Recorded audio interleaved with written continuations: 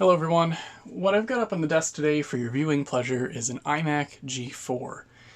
And what makes this at all interesting, because it is just an iMac G4, is that I picked it up for free off of Facebook Marketplace. I almost didn't even know it existed because the listing had no indication that that was even something that the person was giving away. What they had posted was this. This is a Harman Kardon iSub. And as far as I know, these only work with iMac G3s or Mac OS 9, one of those two requirements. I don't know, I used a G5 and I couldn't get it to work.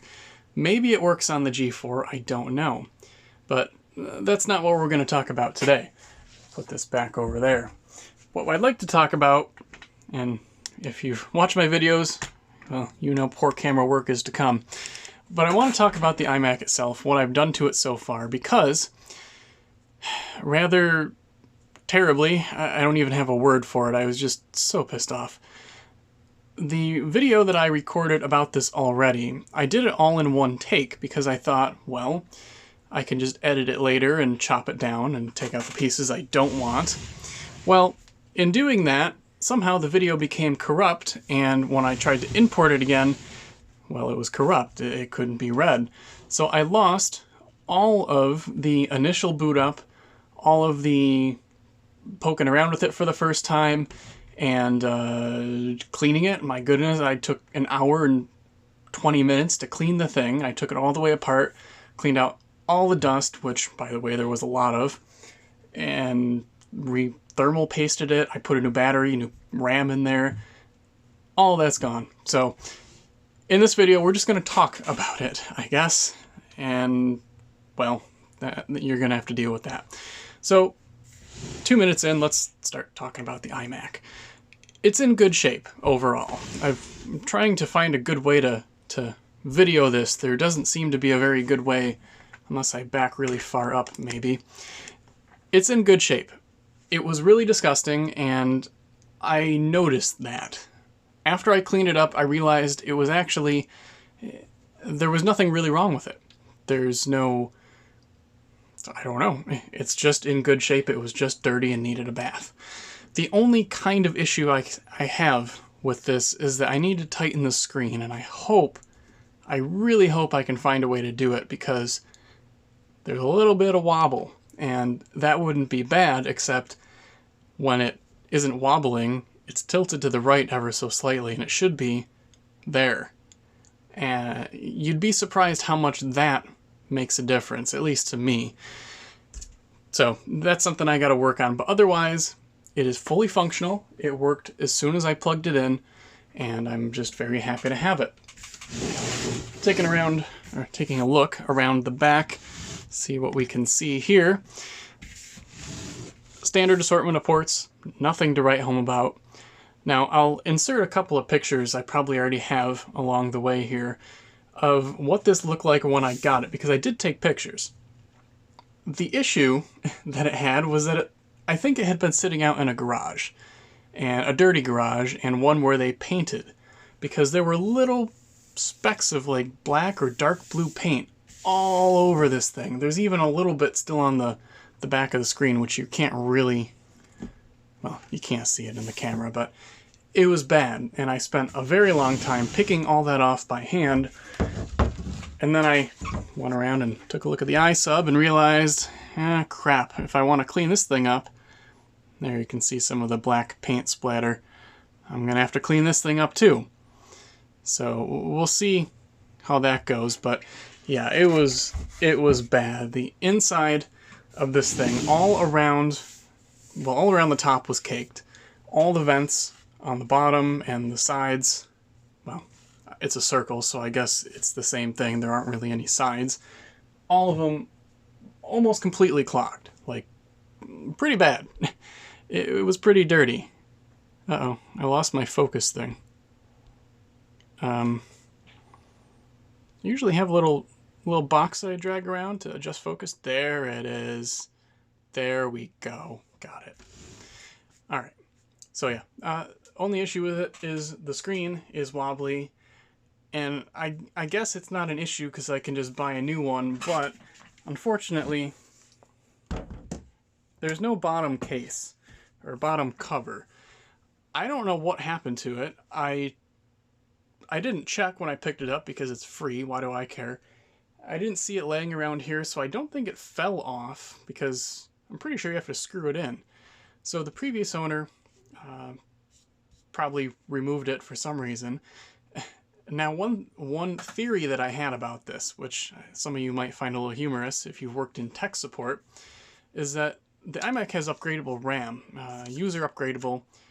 It's a SODIMM, and there's often this misunderstanding that memory is storage. People say a computer has a terabyte of memory. Well, no, it doesn't. It has a terabyte of storage. It probably has 8 gigs of memory, for example. I was curious if maybe the previous owner took out the memory thinking that was the storage and then destroyed it and just forgot to put the back cover on. Maybe, maybe not. I don't know if it's ever been expanded, but wouldn't that be funny if that was the case?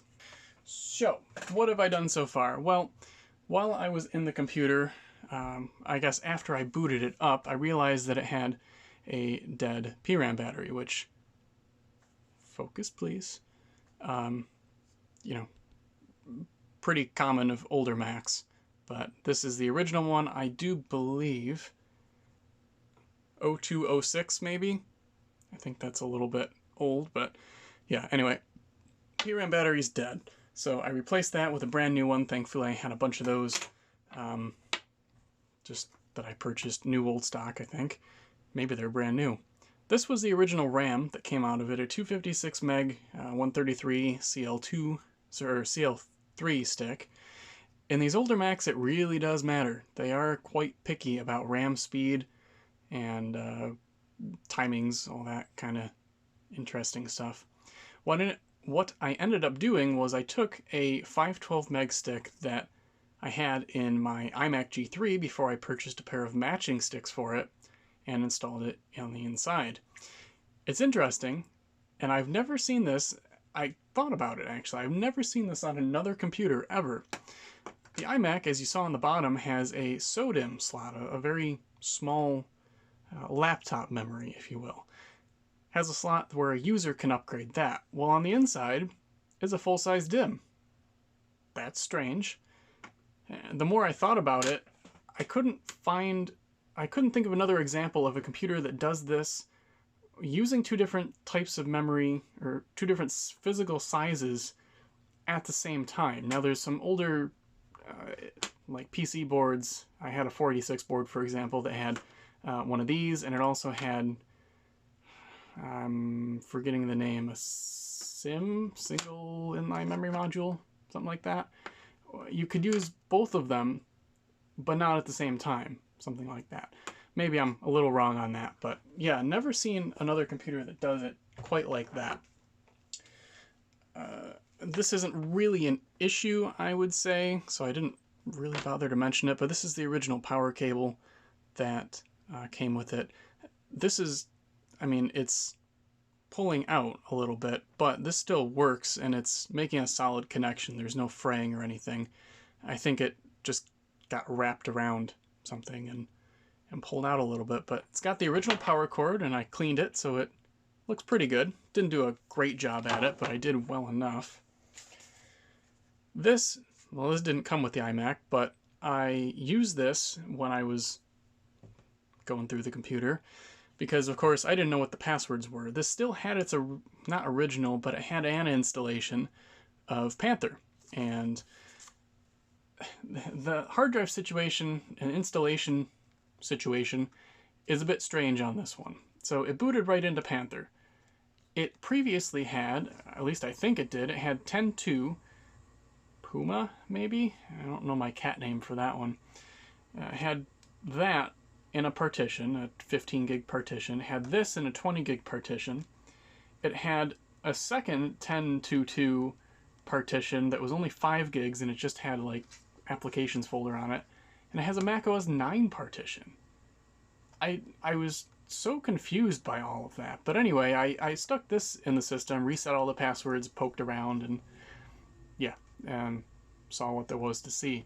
This, by the way, is an 800 megahertz. That's pretty much the only reason why I wanted to turn it on. I don't really care about the people's data. I wanted to know what the specs were. So it's an 800 megahertz, and this is the fastest iMac that can run macOS 9, I believe I'm correct in saying. There was a 17-inch. This is a, this must be a 15 or a 14-inch iMac. There was a 17-inch iMac, I think that might have been the widescreen, that can also run macOS 9, boot it natively, not emulation, boot it natively, but that's also an 800 megahertz. So that's kind of cool. I can put macOS 9 on this thing, and I think I might, because after I, tidied this thing all up and got it pretty looking, I started using it, and it's actually kind of a nice little machine to have. Because it can natively boot macOS 9, that means it can boot macOS 10, version 0, 1, 2, 3, 4, and 5. I believe it can boot Leopard. I'm not sure. It definitely can boot Tiger. So I'm thinking maybe I throw a different hard drive in there, because the hard drive that's in here right now is not bad. It runs perfectly fine. It is only a 5400 RPM drive though, and that's not much of an issue. I'm going to go ahead and get this thing plugged in. It's not really an issue as far as speed goes, but if I were to upgrade it, I would want to put a faster drive in there, like a 7200 RPM. However, I have my concerns about heat. Sorry about the chair noise. I'm getting my keyboard set up here. I remember that being an issue with the iMac G3. If you put a bigger hard drive in there that was, one of the earlier 7200 RPM drives, you might run into some heat issues. I don't know if that's the case with the G4, but I would be surprised if it wasn't an issue. We'll say that, because having looked inside of this thing, it's pretty cramped, and I can't imagine adding something that makes more heat would be a good idea. So we'll see what happens with that. As I said, the hard drive is fine, and you probably won't even be able to hear it on camera, but it's something I'd maybe like to do if I were to do a 1, 2, 3, 4, 5, 6 septuple boot. It's been a long day. I can't numbers. So while it's booting, a couple little notes, a couple things I noticed when I initially picked it up. I was first a little disappointed because I thought, I shouldn't press on the screen, but I thought that the arm was kind of giving out, and that may have just been because it was cold. So I messaged the person saying I'd be there at whatever time, and she's like, okay, but then she messaged me and said, I have to leave, I'll just leave it on the porch. So she left it outside for like an hour, and then it took me a while to get home. So it might have just been cold, that's why it wasn't holding, but now it's perfectly fine. It's great. The other issue, what was the other issue I was just going to say? I don't know. It must not have been that important. So this is the person's install of Panther that was on there. So 10.3.9 is there. This is, maybe you can see that, 800 megahertz PowerPC G4. I tried to zoom in, but I can't. Let's enable that right now. It's got 512 megs of RAM. Honestly, that's all you really need. It would be nice to have more for Leopard, because Leopard's a little bit RAM hungry in comparison to earlier releases. But I don't, first of all, have a way to do that. Yes. Turn on zoom. Oh, it's talking to me. Zoom options. Zoom options. See, this is a little different. Yeah, I don't know. Not worth my time. What was I going to say? So yeah, it's got 10.3.9 on there, but if we take a look at the Finder and look at the disks, I've got a whole bunch of things up here, and I'll move you a little closer so we can get a better angle on that. And now the screen looks like trash. well, that might be as good as you get. There's that pattern that happens at certain angles and can't quite get it to go away. Not that big of a deal. So we got this partition called new OS X.3. I assume that's just OS 10.3, and it was new because it was new to them or something. OS 2.2, and so this is the one we're booted off of. This is just some applications and basically things that were on the old installation of this, I would assume, but no user profiles. This just says applications and library. There's nothing in these. And macOS 9.2.2 utility. Unfortunately, these three partitions, and I guess these two, because that one wouldn't be bootable, these two are not bootable. And I don't know how to make them bootable. Maybe there's a way. I'm just confused as to why they're there. Why there are 4 partitions on this drive for an operating system. Like, I don't get it. I don't know why they did that.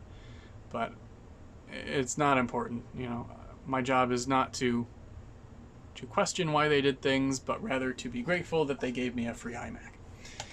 Right? Right. So, I have a couple plans for this machine. I'm not going to do them in this video because we're going on nearly 18 minutes now. Nearly 19 minutes, actually. A couple of my plans are, I'd like to try out doing a multi-boot iMac G4. Because this can run macOS 9, and I think that's really interesting, I think it would be really cool to install macOS 9, macOS 10.1, 2, 3, 4, and 5. I don't remember the first 2 names, but Panther is 10.3, Tiger 10.4, Leopard 10.5. I'd like to try it and get all of those installed. As I said, I might put a new hard drive in here just because this one is getting a little loud, and with all the work I'm going to be doing on it, it might be nice to have a newer hard drive. So that's something I might do. We'll see where that goes. Other than that, I mean, not much to say about it. It's an iMac G4 800 megahertz. I've owned one before. I didn't do much with it. I have this one now, and I'm going to make this video and probably the multi-boot OS video. That's about all I can think to do. I don't have any other plans, so if you've got any plans or any suggestions for what you might want to see me do with this thing, let me know. I will certainly take them into consideration. If you're watching this video a couple years down the road, check the publish date right now, I probably don't have this machine anymore, but it's worth a shot if you got any ideas. If I don't have this one, maybe I'll just do it on the next one. We'll see. So that is, that's been 20 minutes of rambling about an iMac G4. How about that? I hope you enjoyed watching, and yeah, feel free to leave any comments, questions, or suggestions down below. I'll get to them when I can. And with that, thanks for watching, and we'll see you in the next video.